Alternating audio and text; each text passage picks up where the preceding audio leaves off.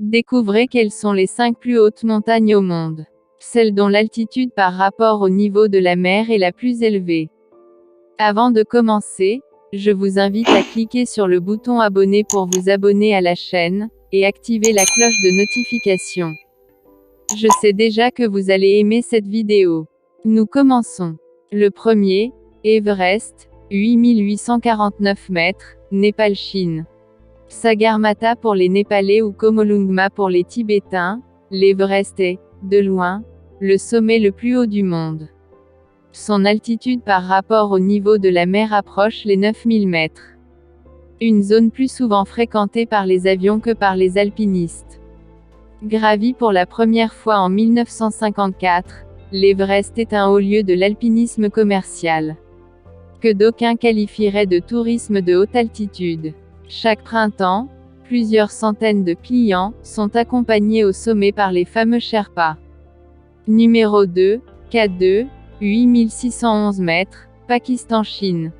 Seul sommet de ce top 5 à ne pas faire partie de la chaîne de l'Himalaya, le K2 se situe dans le Karakoram.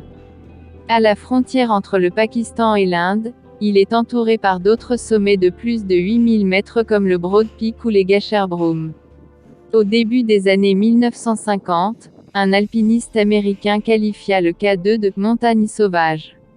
Quelque temps plus tard, en 1954, une expédition italienne réussissait l'ascension pour la première fois.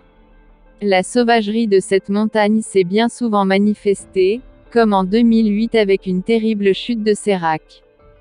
Numéro 3, Kangchenjunga, 8586 mètres, Népal-Inde. C'est le seul sommet de 8000 à être situé, en partie, en Inde. Gravi pour la première fois en 1955 par des Britanniques, il compte plusieurs antécimes dont 3 dépassent les 8000 mètres.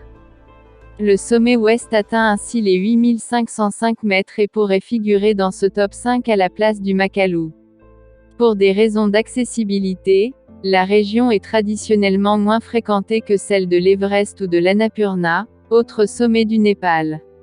Une vallée de la région est supposée être coupée du monde et constituer un Bioul ou Shangri-La, sorte de paradis sur Terre. Malgré les textes et croyances bouddhistes en la matière, personne n'a jamais mis les pieds dans cette fameuse vallée. Numéro 4, Lhotse, 8516 mètres, Népal-Chine. Voisin de l'Everest, le Lhotse a été gravi en 1956. Il accueille aujourd'hui nombre de visiteurs enchaînant parfois son ascension après celle de l'Everest. En tibétain, son nom signifie « pic sud », rappelant sa situation par rapport à l'Everest. C'est la Française Chantal Mauduit qui a été la première femme à réaliser son ascension, c'était en 1996. Comme l'Everest, le Lhotse fait partie du parc national de Sagarmatha, classé au patrimoine mondial de l'UNESCO depuis 1979. Numéro 5, Makalu, 8485 mètres, Népal-Chine. Ce sont des Français, Lionel Terray et Jean Cousy, qui ont réalisé la première ascension du Makalu en mai 1955. Ils étaient aussi là l'année précédente. Une expédition de reconnaissance qui avait atteint les 7400 mètres d'altitude environ. Faute de parvenir au sommet du Makalu, le groupe tricolore réalisa 2 premières sur des 7000 voisins, le Chomolungma et le Kangchenjunga. D'autres Français inscrivirent leur nom dans l'histoire de cette montagne, comme Mélé et Seigneur sur la première du pilier ouest, Béguin sur une voie directe en face sud, et bien sûr, la tragique disparition de Jean-Christophe Lafaille lors de sa tentative d'hivernale en solitaire en janvier 2006. Une première finalement réalisée par Orozco et Moreau.